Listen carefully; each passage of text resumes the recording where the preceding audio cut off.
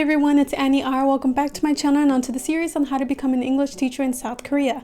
Now, before we actually go into the content of this video, I do want to add just one more thing onto the subject of last video, which was all the documents that you would need in order to become an English teacher in South Korea. And that is the cost. To start off, I do want to mention that they will not pay for anything.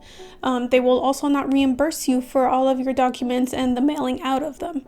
You are going to have to pay for that out of your own pocket. That being said, I can give you an idea of about how much it is that you're going to spend on all of that.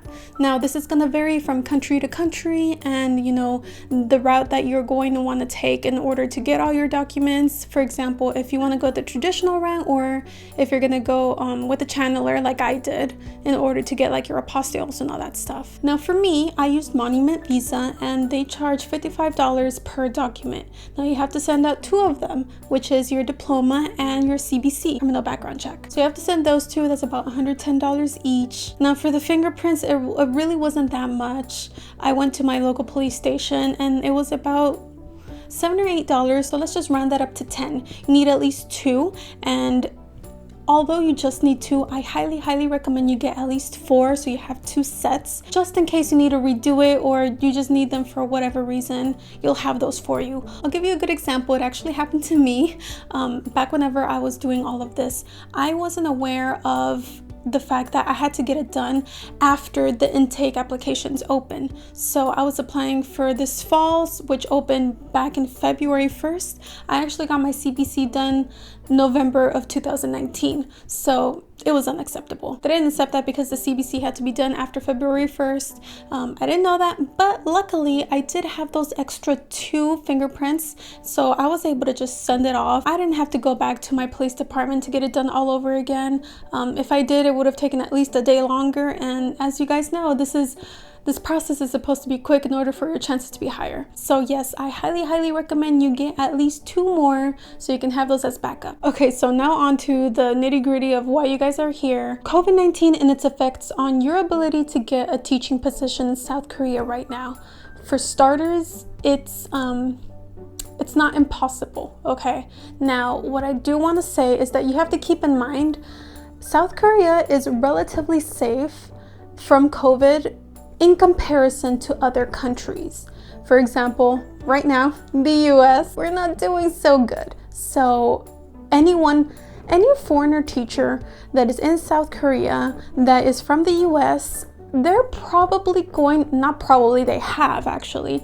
They aren't leaving their jobs right now. They are staying in South Korea, even if they kind of did plan on going back home. Whenever this whole thing started, they realized that, you know what? It's safer here. Let me just stay for another contract. And that's what many people did. So long story short, there is a lot less positions available right now, simply because teachers are not leaving due to the fact that it is safer there in South Korea than it is in their home countries. Now, is this the case for everyone? Of course not. There are still some available.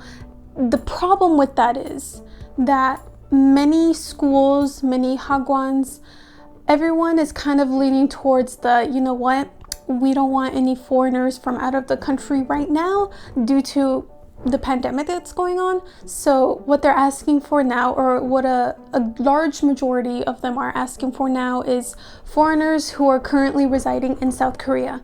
I am a part of many groups from many platforms, and they all say relatively the same thing. Even on job postings, if you look through job postings in like Dave's ESL website or any of the sort, a lot of the times towards the end it'll say foreigners that are currently in South Korea. It's simply, just a safety precaution that they're doing. You can't really blame them, but it does suck for us. Now, let's backtrack this a little bit and say you did get a position there in South Korea. Let's say you were one of the very lucky ones that were placed, even though you're outside of their country. What are you how is that gonna be for you? How different is it gonna be? For starters, you will have to self-quarantine for 2 weeks when you get there. So straight from the airport, you're gonna have to self-quarantine for 2 weeks before you do anything. This is gonna vary a little bit from a person to person situation type thing. If you are an EPIK teacher, 9 times out of 10, they will not have your apartment ready for you. So you're gonna have to go to a government facility. This goes for tourists as well, which if you plan on visiting South Korea right now, don't, unless you're able to have like a whole month off or 2 or something like that, because you're going to spend the first 2 weeks in self-quarantine. Okay, so you get there in the airport and you have to go to this government facility. You're gonna have to stay there for 2 weeks, and of course you're not going to starve to death. They're not going to let you starve. Someone is going to be dropping off food for you, whether it's to your liking or not. It's kind of irrelevant at that point. I mean, you just have to make do with whatever it is they give you. But Annie, how are they gonna know that you're not leaving your apartment real quick just to like stretch your legs or something? I'm glad you mentioned that. You are going to have to download an app on your phone, and that is how they are going to track your location, how they're going to know whether it is you're going out or not. Now, there have been instances where foreigners think, they're being smart and they leave their phones at home and then they go out and do stuff, right? Even if it's something simple as like going to the grocery store to buy things you actually like or something of the sort, you can't do that. This one foreigner, I did read that this one foreigner, he went out just to the corner, like just a few steps away from wherever it is that he was at, to buy like a drink or something, and he got caught. So, I mean, just don't do that. Yeah, just follow the rules, because you are already lucky enough to have gotten a position, because not all of us were lucky enough to get one of those very sparse positions that are available right now. Now, there are some exceptions to the whole government facility thing, but that's only if EPIK or your Hagwon has an apartment available for you, like already set and ready, like the former teacher has left and it's all yours now. If that's the case, then instead of going to the government facility, you are able to just go to your apartment or whatever and quarantine there. The problem with that is, and there's not a lot of information out about this, but food. You need food, right? So I believe your co-teacher is supposed to be the one dropping off your food. I'm not 100% sure. Definitely, if you're with EPIK and the government facilities, someone is going to 100% leave food for you. Every few days or every week, I don't know how much quantity they'll do it, but yes. For the government facilities, you will be taken care of. For whenever you go to your actual place of residency for your time in Korea, I'm not 100% sure.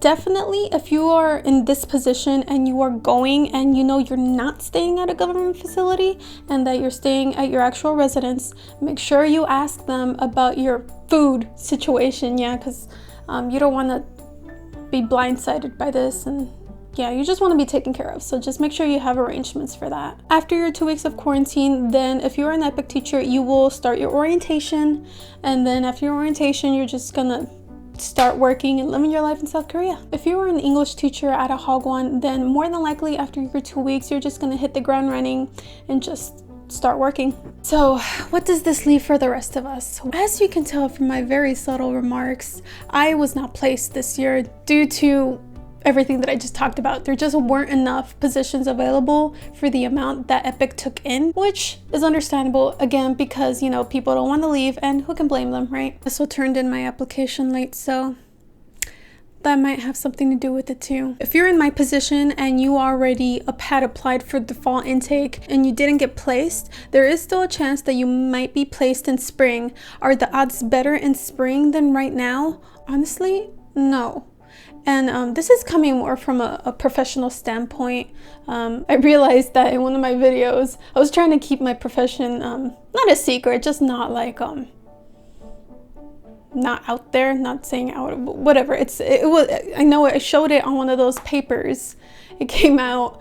So I am a respiratory care practitioner. So I have been working in the front lines in my ICU in my hospital, taking care of these COVID patients. So from my professional standpoint, will it be better in the US at least? No. I believe that the flu season is going to combine with COVID season, and we're just going to have another outbreak.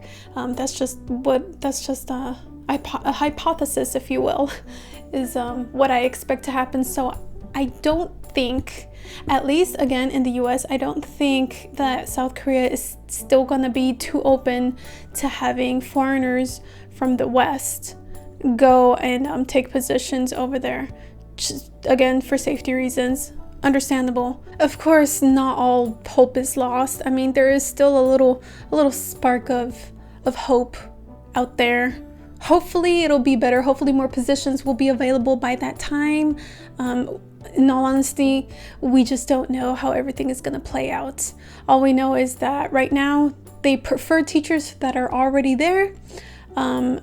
Openings, positions for those outside of the country are hard to come by.